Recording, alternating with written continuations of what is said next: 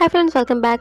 आज मैं गौरू के सेकंड पार्ट को एक्सप्लेन करूंगी, जिसमें हमने देखा था कि गौरू अपनी दादी की अंतिम इच्छा को पूरा करने के लिए उसे उसके गांव कांकड़ ले जाने वाला है। गौरू ने दादी को साथ ले जाने का सारा प्रबंध कर दिया था।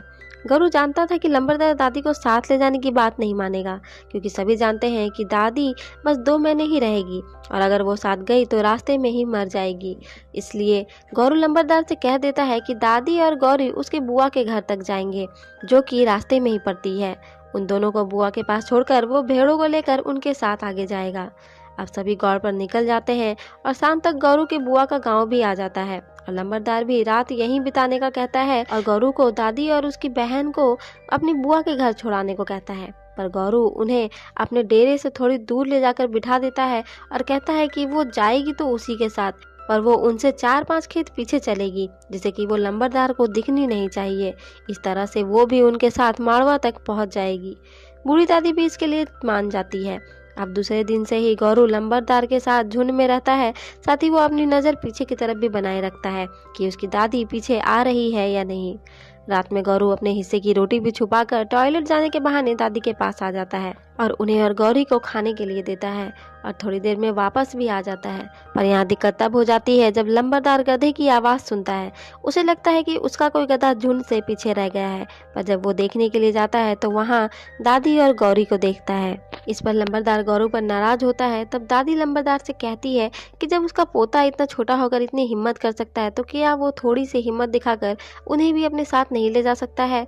तब लंबरदार कहता है कि अगर उसे रास्ते में कुछ हो गया तो वो गौरू के पिता को क्या जवाब देगा। इसलिए गौरू कल ही सुबह दादी को उसकी बुआ के घर छोड़कर आए, वरना वो गौरू को अपने साथ नहीं ले जाएगा। पर अब गौरू की जिद है कि वो अपनी दादी के मरने से पहले उसकी आखिरी इच्छा को जरूर पूरा करेगा। वो दादी को उसके गांव कांकड़ ले जाएगा। इसलिए लंबरदार अपने आदमियों से गौरू के भेड़ को अलग करने को कह देता है।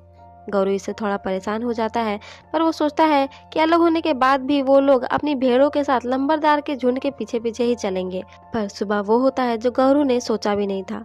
लंबरदार सुबह होने से पहले ही अपनी झुंड को लेकर आगे बढ़ चुका था, यहाँ तक कि वो गौरू के राशन को भी साथ ले गया था। अब इससे गौरू घबरा जाता है, पर जल्द ही वो अपने आप को संभाल लेता है, क्योंकि उसे दादी को उसके गाँव ले जाना था। गौरू ध्यान से रास्ते को देखता है, जहाँ उसे भेड़ों और आदमियों के पैरों के निशान मिल जाते हैं और वो दादी और गौरी के साथ उन निशानों का पीछा करते हुए आगे बढ़ता है। पर गौरू की मुसीबत तो अभी और बढ़नी थी। थोड़ी दूर तक जाने पर ही वहाँ एक रेत का बवंडर आ जाता है, जिसके कारण पैरों के निशान रेत से मिट जाते हैं और अब गौरू को कुछ समझ नहीं आ रहा था कि वो किस ओर जाए। उसकी एक गलती इस बिहर में उन तीनों को भटका सकती थी, जिससे उनकी जान भी जा सकती थी। अब यहाँ दादी गौरू को घर वापस चलने को कहती है, पर यहाँ तक आने के बाद वो अब वापस नहीं जाएगा। वैसे भी तो गांव में सूखा ही पड़ा है, इससे अच्छा यही है कि वो आगे ही बढ़ते चले। गौरू दादी से पूछता है कि उसे तो रास्ता पता ही होगा ना, पर इन 50 सालों में दादी को रास्ता कहाँ ही याद था, वो तो बस उसे दिशा ही बता सकती थी। अब यहाँ गौरू अपनी बहन गौरी को 10 छोटे छोटे पत्थर 6 बार जमा करने को कहता है और हर एक दिन एक एक पत्थर को फेंकने को कहता है, क्योंकि ये अब सिर्फ पत्थर नहीं है बल्कि दादी के बचे हुए दिन हैं और इन पत्थरों को खत्म होने से पहले ही उसे अपनी दादी को कांकड़ पहुंचाना है। पर गौरी को कुछ भी समझ में नहीं आता। उसके लिए बस उसके भाई का काम है, जिसके खत्म होने पर वो उससे 2 सिक्के लेगी। अब दादी के बताए दिशा की ओर सभी बढ़ते हैं। शाम होते हुए गौरी अपने भाई से आज का सिक्का उसे देने को कहती है, पर गौरू के पास कोई भी पैसे नहीं है, तो वो गौरी को रात का कहकर टाल देता है और भेड़ के गले में बंधी लोहे को ले लेता है, जो सिक्के के जैसे ही है, और रात में वो एक लोहा गौरी को बिना दिखाए उसमें डाल देता है। अब रात में सभी को भूख लगी है, पर उनके पास खाने को कुछ भी नहीं है, क्योंकि उनका राशन तो लंबरदार ले गया है। गौरू गौरी को प्रसाद खाने को देता है, जो घर से निकलते हुए गौरू को उसकी माँ ने दी थी। रात में सब सो जाते हैं, पर गौरू जगा हुआ है, क्योंकि उसे पहरा देना है, तो वो तारे गिनते हुए ही पूरी रात बिता देता है। अब सुबह गौरू को एक जगह पानी दिखता है। अब पानी है तो यहाँ पर घर भी जरूरी होगा। गौरू दौड़ता हुआ वहाँ कोई घर ढूंढने लगता है और उसे एक घर मिल भी जाती है, जहाँ वो अपनी राशन का सौदा करता है। साथ ही वो वहाँ बूढ़े आदमी से रास्ते के लिए थोड़ा सा आटा भी मांगता है, पर उस बूढ़े इंसान के पास भी आटा नहीं था। लेकिन वो गौरू को बाजरा देता है पीसने को, चाहे वो जितना भी पीस ले, और अंत में आटा आधा आधा हो जाएगा। गौरू इसके लिए भी मान जाता है और ढेर सारे बाजरे पीसने बैठ जाता है, ताकि सुबह तक वो इतना आटा पीस ले ताकि कांकड़ तक उन्हें कोई भी दिक्कत ना हो। अब तक गौरू की दादी और गौरी भी आ चुके थे। गौरू पूरी रात आटा पीसता है और आधा आधा कर देता है, पर बूढ़ा आदमी गौरू को पूरा आटा दे देता है क्योंकि आगे कोसों तक बंजर जमीन है, इसलिए ये आटा भी उन्हें कम पड़ेगा। अब इससे गौरू बहुत खुश हो जाता है।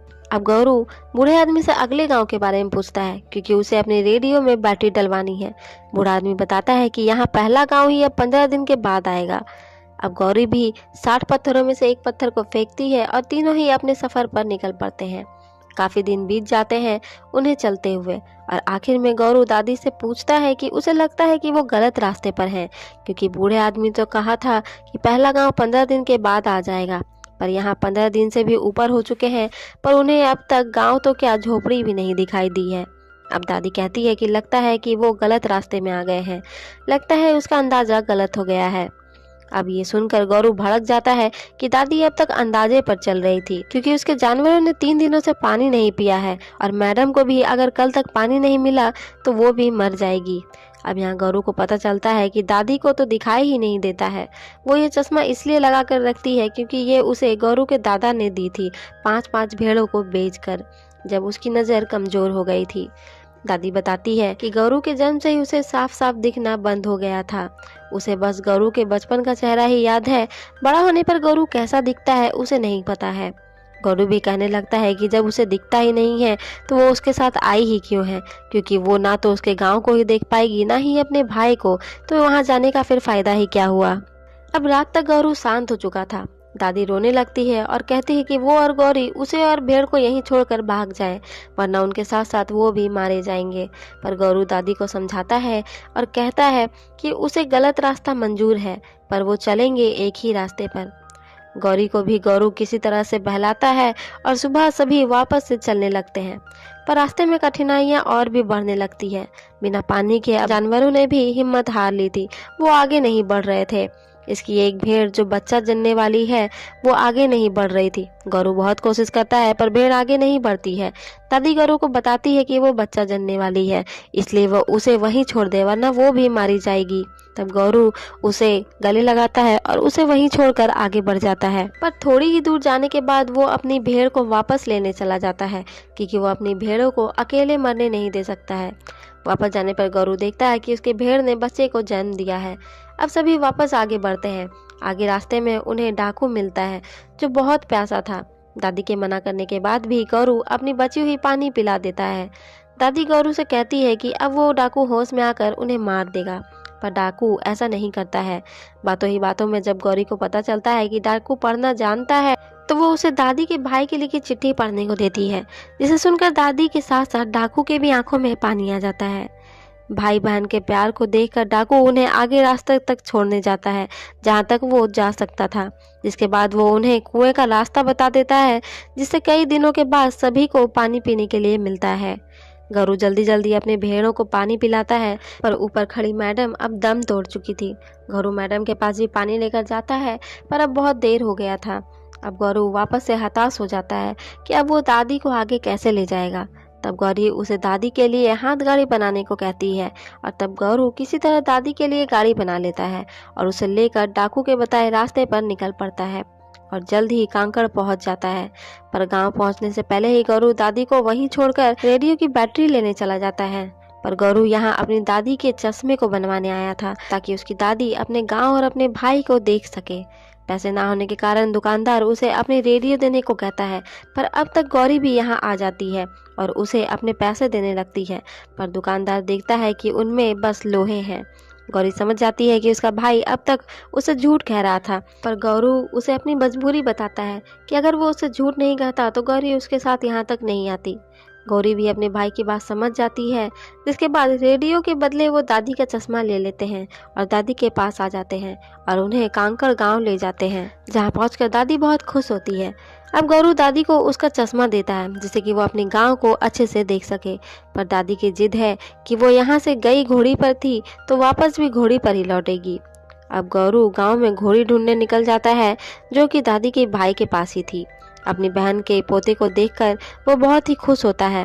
उसे ये जानकर बहुत खुशी होती है कि उसकी बहन आज भी जिंदा है। वो गौरू को कहता है कि उसने उसे इतनी बड़ी खुशी दी है तो वो उसे भी खाली हाथ नहीं जाने देगा। वो गौरू को बताता है कि उसकी बहन ने ही उसे 100 रुपये दिए थे, जिसके कारण ही वो एक झोपड़ी से यहाँ तक आ चुका है, इसलिए ये सब कुछ उसकी बहन का ही है। इतना कहकर वो अपनी पगड़ी गौरू को पहना देता है। अब गौरू दादी की भाई को होली की तैयारी करने का कहकर दादी को लेने चला जाता है, जहाँ दादी तैयार होकर बैठी थी।